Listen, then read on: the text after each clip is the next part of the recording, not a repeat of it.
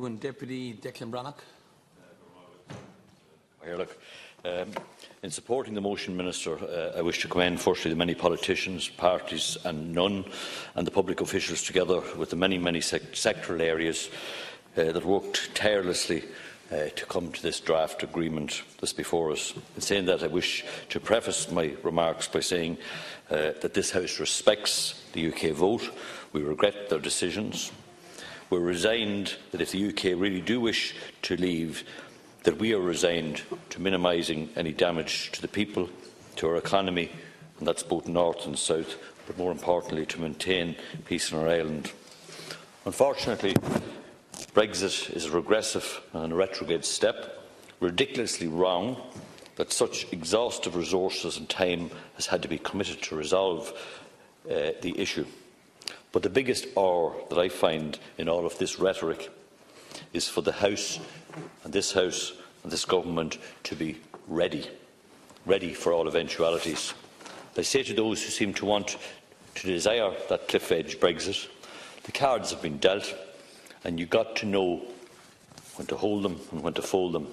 To the DUP, I say the Good Friday Agreement protects all our constitutional rights.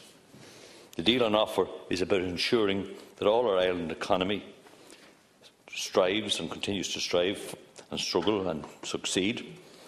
I say to them, forget your ideologies. This draft withdrawal agreement is about unity of our people, and as I've said many times, not about our land. It's all about our base, and that base is our families, especially that of our young, and that unity is in the interests of both our islands' progression in peace and prosperity. Theresa May has a long way to go to achieve consensus on it for her side, and I want to wish her well in that uphill struggle.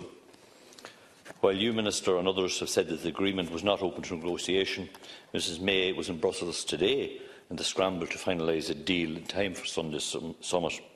I know that Theresa May is trying her best to achieve consensus on the Brexit agreement. However, officials today in the EU are hinting that Sunday's EU summit could be cancelled, with one official saying that he will need to have agreed beforehand the political declaration of the future relationship, and we are not there yet. In my view, Theresa May is a long way off achieving any agreement in her own Parliament. As a border TD, the impact on the north of our island and the border region which I represent cannot be underestimated. The Irish and the British governments are co-guarantors of the Good Friday Agreement, and therefore this must be respected in all its parts. The fact that the parties in the north cannot reach agreement to restore power sharing does not help our situation. This week, the EU Ombudsman called the European Commission to publish a key document spelling out all the areas of North-South cooperation under the Good Friday Agreement that are at risk in Brexit. This document came about following the mapping exercise which was carried out jointly by the UK and EU in 2017 to identify all of the areas which are at risk, and discovered that there were over 150 areas contained in the Good Friday Agreement which were underpinned by EU law. Minister, when will we have sight of this most important document?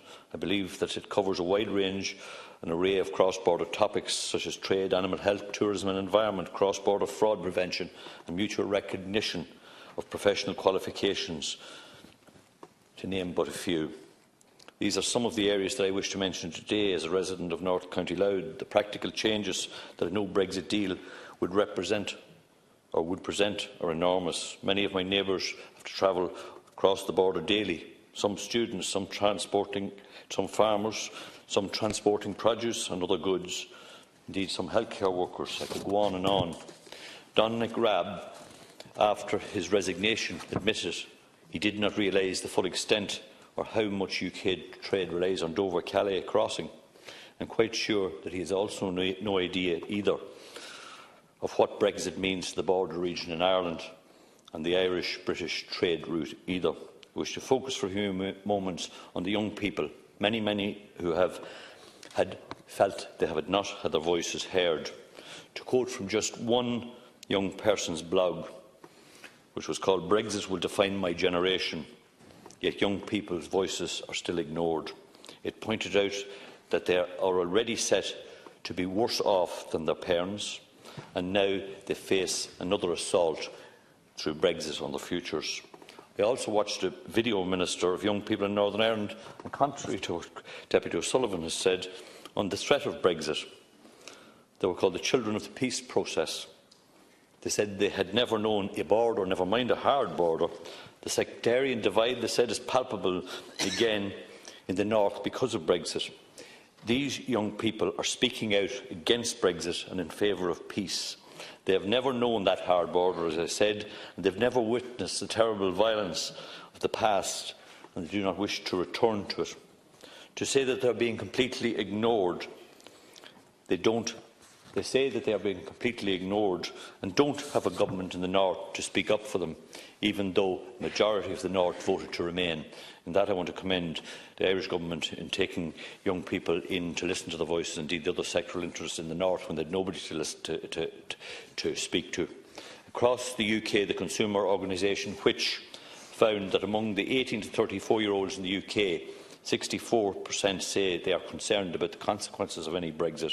The same survey stated that the older generation, the over 65s, are becoming increasingly concerned about Brexit. While the majority of the older generation voted to leave the EU, 61% of them are now just as worried about Brexit as the young voting group. In fact, in the Which magazine, or the Which survey, it found that almost 2 out of 3 people nationwide in the UK now have real serious concerns. This is another reason Theresa May has a job on her hands, not only to convince the Parliament, to convince her people. I firmly believe that despite all of the hard work that has gone in from you, indeed Minister McEntee, the Taoiseach, Minister Coveney, to where we are today, this agreement may still not have the backing of the British Parliament. In conclusion, whether the deal gets through or not, there is no Brexit outcome that is economically good for Ireland or indeed for the islands. It is a worry that it seems to me that our government here has been operating on the basis of an agreement. There is no serious contingency plan for a no-deal Brexit. I know that the UK government has already published 85 guidance notes on a no-deal Brexit scenario covering a huge range of possible areas affected, from consumer rights to climate change to medicines, blood and blood products and many more. In conclusion, Minister, I am asking today a very simple question. How prepared are we in Ireland for a no deal?